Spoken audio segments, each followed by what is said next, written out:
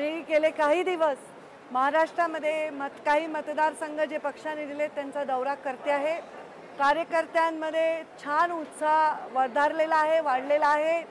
खूप चांगली योजना लाडकी बहीण या योजना जी आहे त्याची चर्चा खूप चांगली आहे आणि एकदम सकारात्मक असं वातावरण होत आहे।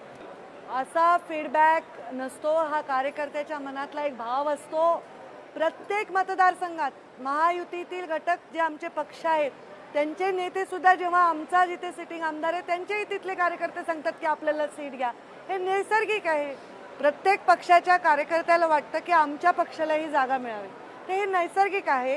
हे निर्णय जे आहेत हे त्या पक्षातील सर्व महत्त्वाचे वरिष्ठ नेते, कोर कमिटी आणि दिल्लीमधले नेते बसून ठरवणार आहेत। त्यामुळे कार्यकर्त्यांची भावना ही व्यक्त करण्यामध्ये काही गैर नाही। भाजपाचा कार्यकर्ता अत्यंत शिस्तबद्ध कार्यकर्ता आहे, पक्षाचा आदेश अंतिम मानून कामाला लागेल। नक्कीच वडगाव शहरीमध्ये आमची चांगली शक्ती आहे, चांगलं काम उभं राहिलेलं आहे। कार्यकर्त्यांना असं वाटणं हे निसर्गत आहे, पण याचा निर्णय सर्वस्वी प्रमुख पक्षातील नेते आणि कोर कमिटी ठरवेल। फॉर्म्युला जर ठरलेला आहे की स्टँडिंग आमदाराकडे जागा असणार आहे, राष्ट्रवादीकडे जागा आहे, मग तुम्हाला पाठवून आजच्या बैठकीचं औचित्य काय होतं? आज जर आपण पाहिलं तर पूर्ण राज्यामध्ये प्रत्येक पक्ष महायुतीतील दौरा करतोय। आदरणीय अजितदादा पवार दौरा करतायत, ते अशाही ठिकाणी जाऊन दौरा करतायत जिथे त्यांचा सिटिंग आमदार नाही, किंवा आदरणीय मुख्यमंत्री एकनाथ शिंदे साहेब दौरा करतायत, ते तर मुख्यमंत्री आहेत, पण संघटना म्हणून संघटनेला तर भेटावं लागेल ना। आम्ही इथे निवडणूक आधी लढलेलो आहोत, संघटनेला तर भेटावंच लागेल ना। ही संघटना ऊर्जावान करणं, कामाला लावणं हे मुख्य ध्येय आहे। इथे जागा वाटपाचा निर्णय वरती होईल। या सगळ्याची सोबत घेतल्याबद्दल भाजपच्या कार्यकर्त्यांच्या मनामध्ये दिसून आलेली लोकसभेमध्ये जी नाराजी होती, विधानसभेमध्ये देखील अनेक बैठकांमधून व्यक्त होते।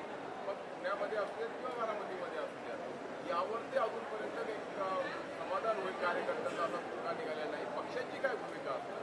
100% समाधान होणार आहे।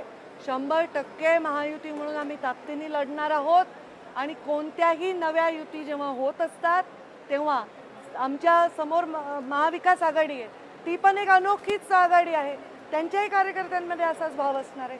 त्याच्यामुळे असं काही फार वातावरण नाराजीचं असं अजिबात आता नाही। लोकसभा झाली आता मागे, आता विधानसभेसाठी मैदानात उतरलाय। कार्यकर्ता अत्यंत ऊर्जावान आहे आणि अत्यंत चांगल्या मूडमध्ये। मग या सगळ्या बैठकांमुळे वातावरण गढूळ होतं, तुम्हाला वाटत नाही? मग आम्ही घरी बसायचं म्हणणं आहे तुमचं? नाही, आम्ही बैठकच घ्यायच्या नाही का पक्षात? काही अजिबात गढूळ नाही, तुम्ही करताय गढूळ। एकदम छान वातावरण। कार्यकर्ते तुम्ही इथं आलात, पण इथं स्थानिक नगरसेवक आणि स्थानिक जे नेते त्यांच्यामध्ये एकमत दिसत नाही। तुम्ही म्हणले 12 नगरसेवक, किमान 6 पेक्षा जास्त इथं उपस्थित नाही। बापू पठारे जे इथे मोठे नेते ते देखील या बैठकीला उपस्थित आहेत, म्हणजे काय आहे? लढणारे नाही आहे ताकद, तुम्ही काय? जे उपस्थित नाहीत किंवा जे उपस्थित आहेत यांच्याविषयी काही शेवटची बैठक नाही आहे। अनेक बैठका होतील, छोट्या बैठका होतील, त्यामुळे या सगळ्या विषय सोडवण्यासाठी तर आम्ही इथे आहोत। त्यामुळे उपस्थित नसणाऱ्यांची काही नैसर्गिक कारणं आहेत, काही लोकांची अडचणी असतील, त्याच्याविषयी आमचं काही कारण आक्षेप असण्याचं किंवा अस्वस्थ होण्याचं कारण नाही। पण काही लोकांचे बॅनर देखील दिसतात, त्याच्यावर भाजपचे चिन्ह बी दिसत नाही आता, त्याच्यावरून मोठा रिफ्ट आहे, त्याच्यावर दिसत नाही। तुम्ही जेवढा त्याचा अभ्यास केला मी केला नाही, मी बघते। वडगाव शहरी मतदारसंघ नवीन कोणाला प्रश्न विचारायचा आहे? आपले बरेचसे भाजपचे जे नेते आहेत इच्छुक, ते शरद पवार गटाकडे जाण्यासाठी इच्छुक आहेत, भाजपमध्ये आहेत, त्यांची नाराजी आहे का त्यांना तिकीट मिळत नाही म्हणून चालले?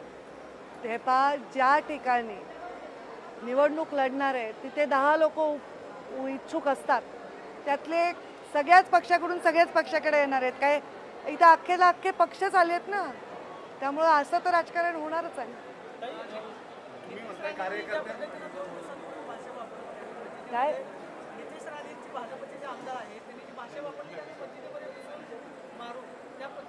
मी त्यांचं कुठलंही स्टेटमेंट ऐकलेलं नाही आणि या राजकारणामध्ये माझा प्रत्यक्ष गेल्या 22 वर्षाचा स्वभाव आणि माझं जे वावर आहे त्याच्यामध्ये कोणी व्यक्तीने काही स्टेटमेंट केले त्याच्यावर मी स्टेटमेंट करत नाही। मी त्यांचं स्टेटमेंट ऐकलेलं नाही, त्याच्यावर टिप्पणी करण्याचं कारण नाही।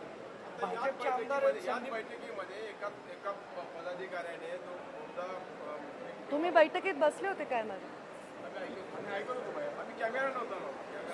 बाहेर कशी ऐकत होता तुम्ही? कॅमेरा लावला नव्हता. त्या कार्यकर्त्यांच्या ज्या भावना आहेत म्हणजे त्या मुस्लिम कार्यकर्त्याची भावना त्या सगळ्या सकारात्मक होत्या. त्यांनी राणेंच्या वक्तव्यावर टीका केली ना, असं बोलायला नको त्यांनी म्हणलं. मी ते ऐकलेलं नाही, त्याच्यावर टिप्पणी करू शकतो. एक नेरेटिव्ह तुम्ही म्हणले संविधानावर, एक नेरेटिव्ह मराठा आरक्षणावर. करावे लागतात सत्तेसाठी. प्रत्येक मतदारसंघात अशा अडचणी येतात कार्यकर्त्यांच्या. पण या अडचणी किंवा ह्या प्रश्नांना प्रत्येक पक्षाला सामोरं जावं लागतं, प्रत्येक पक्षाला. त्यामुळे या विषयांना काहीतरी सनसनीखेज होईल असं अजिबात नाही. हा राजकारणाचा मूळ स्वभाव आहे. मुख्य ध्येय आमचं जे आहे ते मुख्य ध्येय महाराष्ट्राच्या हितासाठी परत एकदा नरेंद्र मोदींच्या नेतृत्वाखाली महाराष्ट्रामध्ये सुद्धा आमचं महायुतीचं सरकार स्थापन करणं एवढं आहे. याच्याबद्दल आम्ही क्लिअर आहोत.